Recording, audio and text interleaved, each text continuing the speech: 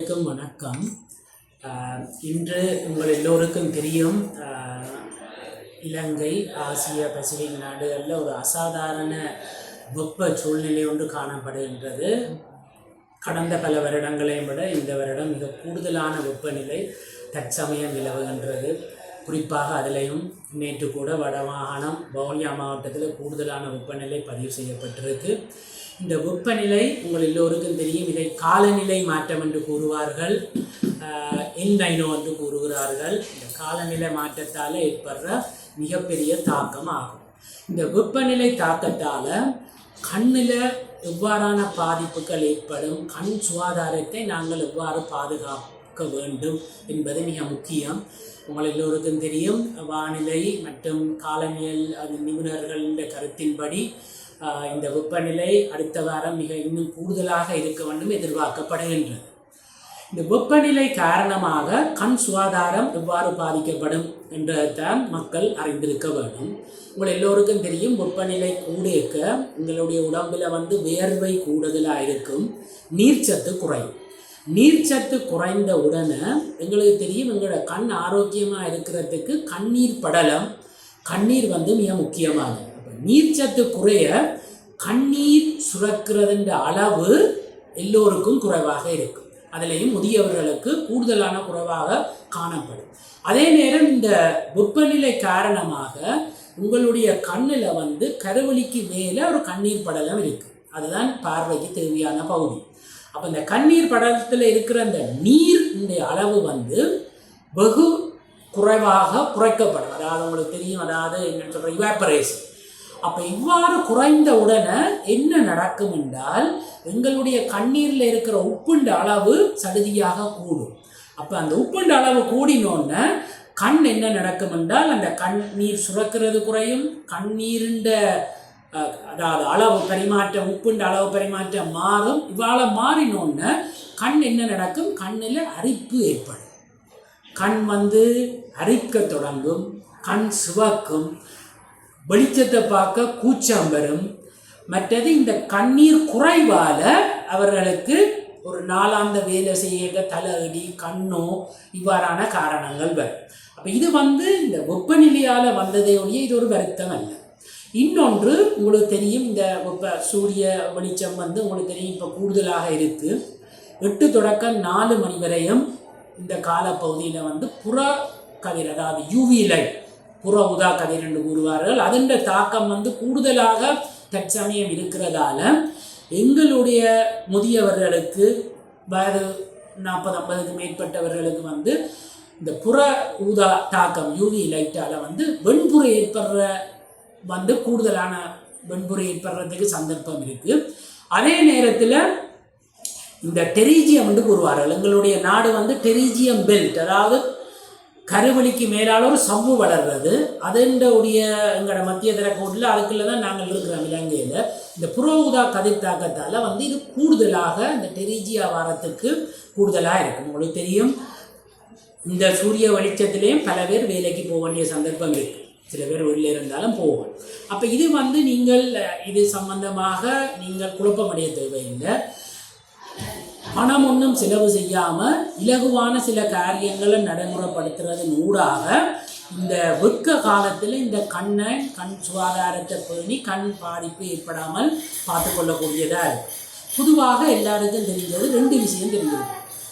அனாவசியமாக இந்த சூரிய வெளிச்ச நேரத்தில் அனாவசியமாக சூரிய வெளிச்சத்தில் தெரிகிறத இல்லாமல் பண்ணுவோம். அதாவது 8 தொடக்கம் 4 மணி வரையும் அவசியமானவர்கள் மட்டும் நடமாட வேணுமே ஒழிய இந்த மற்றாக்கள் நடமாட்டத்தை மேலே குறைச்சி வைக்கிறது நல்ல. அதே நேரம் அப்படி நடமாட வேண்டிய ஆக்கள் எல்லோருக்கும் ஒரு வசதி இருக்குது. இந்த தொப்பி போட்டிருக்கோம். கூடுதலாக விவசாயம் செய்கிறவர்கள், வாகனங்கள் ஓட்டுற ஆக்கள், அப்படி பேர் இருக்கணும். அவர்கள் எல்லோரும் அந்த தொப்பி அணிகிறது அது காசு உறவு. அந்த தொப்பியை எல்லாரும் அணிஞ்சு கொள்ளலாம். வசதி உள்ளவர்கள் வேணுமென்றால் யூவி 400 அப்சோர்பன்ட்டு கண்ணாடி இருக்குது, அங்கீகாரம் பெற்ற கடையில் வாங்கி போடலாம். அதை நான் சொல்கிறது எல்லாருக்கும் அது இயலாது, அதை விளங்கி கொள்ளுங்கோ. ஏழுமானவர்கள் அதை வாங்கி போடலாம். ஆனால் மற்ற எல்லாரும் தொப்பி போடுறதுல உங்களுக்கு ஒரு பிரச்சனையும் வரப்போகிறது.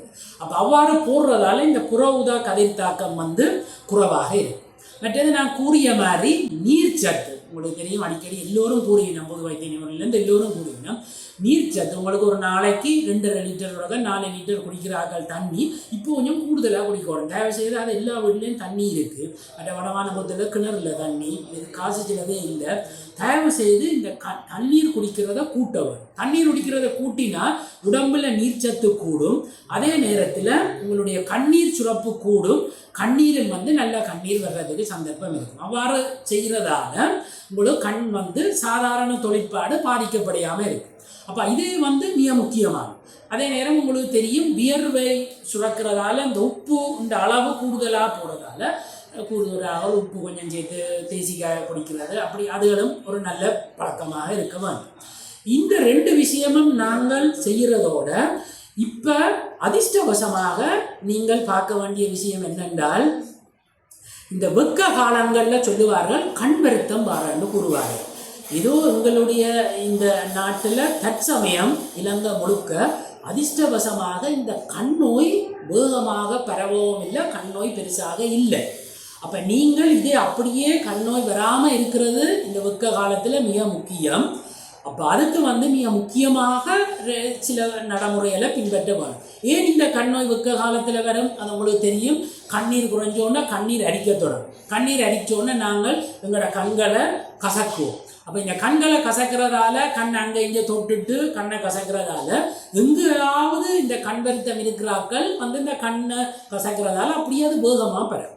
தயவு செய்து மக்களை கேட்டுக்கொள்வது என்னென்னா, இப்போ எங்களுக்கு கண் வருத்தம் வந்தால் இந்த வெக்கைக்கு தாங்கி பிடிக்கிறது கஷ்டமாக இருக்கும்.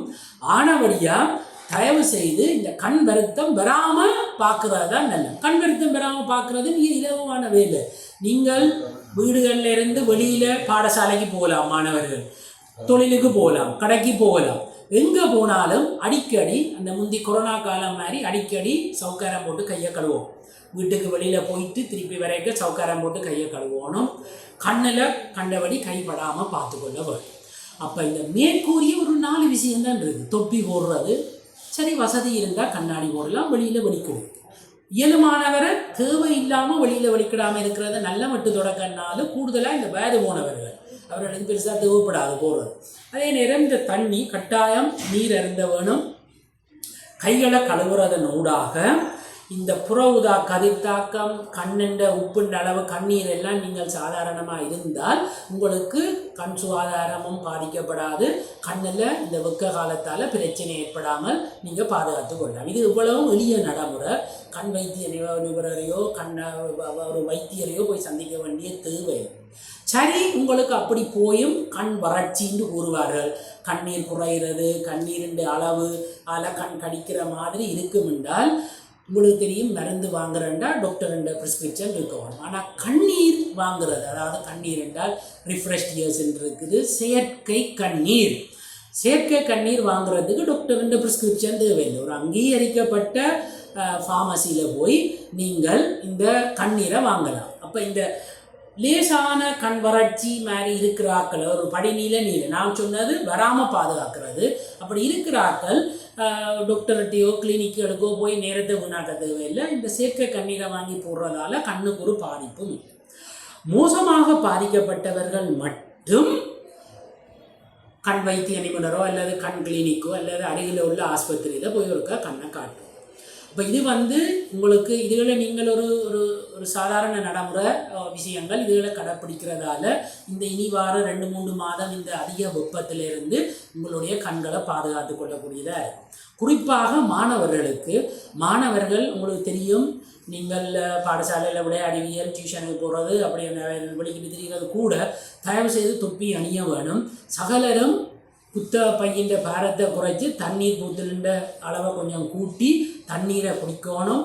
வீட்டில் போட்டு விதைக்க சவுக்காரம் போட்டு கை கழுவி, அதாவது அந்த பொது சுகாதாரத்தை வடிவாக மெயின்டைன் பண்ணுறதால இந்த மாணவர்களுக்கு வந்து இதில் பாதிப்பு ஏற்படுறதை தவிர்த்து கொள்ளலாம். மற்றவங்களுக்கு தெரியும், அரசாங்கம் அறிவிச்சிருக்கு இந்த சூரிய வெளிச்சம் பகல் நேரங்களில் அந்த வெளிக்கல நிகழ்வுகள் அவைகள்லாம் நடத்துகிறத வந்து இயலுமானவரை தவிர்க்க சொல்லி போகும். அதே நேரம் உங்களுக்கு தெரியும் முதியவர்கள் வந்து உடனடியாக அந்த உடம்பு வறட்சி அடைகிற சந்தர்ப்பம் கூட அவர்களுக்கு தண்ணி மற்றாக்கள் மாதிரி குடிக்கிறது கொஞ்சம் கஷ்டமாகவும் இருக்கும். அவர்கள் இயலுமானவரை தேவை இல்லாமல் இந்த 8 தொடக்கம் 4 மணி வரைக்கும் நடமாடாமல், தேவைக்கு நடமாடும் பொழுது மிகவும் அவதானமாக ஒரு தொப்பியை அணிந்து, அல்லது வாங்கக்கூடியவர்கள் இந்த கண்ணாடி UV அப்சர்வர் 400 கண்ணாடி அங்கீகரிக்கப்பட்ட இடங்கள் எடுக்கணும், எடுத்து பாவிக்கலாம். மற்றது இயலுமானவரை தண்ணி குடிக்க சில பேர் சொல்லிங்கன்னா தண்ணி தனியாக குடிக்க ஊங்க அடிக்கிற மாதிரி இருக்குன்னா ஒரு சொட்டு ஒரு புளியோ அல்ல ஒரு சின்ன உப்பை போட்டு குடிக்கக்கூடிய அது நல்லது உடம்பு. அப்போ இவ்வளவுத்தையும் நீங்கள் கடைப்பிடிக்கணும் என்று சொல்கிறது ஏன் நான் இதை சொல்ல வேண்டி இருக்குதுன்னா, இப்போ சடுதியாக எங்களோட கிளினிக்குகளில் கண்வர்த்தன் சம்பந்தமாக உங்களுக்கு தெரியும் நூற்றுக்கணக்கானவர்கள் வந்து போவார்கள் வடமானம் முழுக்க. அதே நேரத்தில் இந்த வெப்பநிலையால் ஏற்படுற அசாதாரண சூழ்நிலையில் கணவர் வரையும், அப்போ அவன் வர்றதும் வெயிலில் வந்து அனாவசியமாக கிளினிக்கில் இருந்து போக வேண்டியது. அப்போ இது ஒரு வருத்தம் இல்லை. இது எல்லாம் வராமல் இருக்கிறதுக்காண்டி தான் நான் கூறுறது, தயவு செய்து தொப்பி அணியணும். வெளியில் போயிருக்க இயலுமானவர்கள் கண்ணாடி போடலாம், அப்போ கண் பூசாது. இயலுமானவரை தண்ணி குடிக்க வேணும். கண்களை சவுக்காரம் போட்டு கழுவி கைகளை குளித்து அனாவசியமாக கண்ணில் கைவிடாமல் இருந்தால் இந்த புற ஊதா இந்த வெப்பநிலையிலிருந்து எங்களோட கண்களை இலவாக பாதுகாத்து கொள்ளலாம். தேவையில்லாமல் நாங்கள் கணக்கை யோசிக்க தேவையில்லை. 90 விதமான இந்த வெப்பநிலை சார்பான பிரச்சனைகளுக்கு ஆஸ்பத்திரிக்கு போக தேவையில்லை. அப்படி சில ஒரு அதாவது ஒரு குறைந்த அளவில் இருக்கும்னா நான் சொன்ன மாதிரி சேர்க்க கண்ணீரை வாங்கி பாவிக்கலாம்.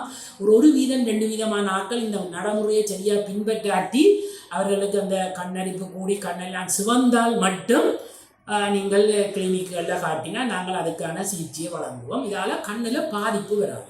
நான் பல இடங்களில் பார்த்தேன்னா இந்த வெப்பநிலையால் கண் மிக மோசமாக பாதிக்கிற மாதிரி சமூக ஊடகங்களில் சில கருத்துகள் இருந்தது. நான் அது சம்பந்தமாக சுகாதார அமைச்சுக்கும் எங்களுடைய கொலிஜ ஒத்தல் மொழிச்சின் அனுப்பி நான் அவ்வாறான செய்திகள் போடுறதாக மக்கள் பயந்துருவின வந்து நீங்கள் இதை பயன்பட தேவையில்லை.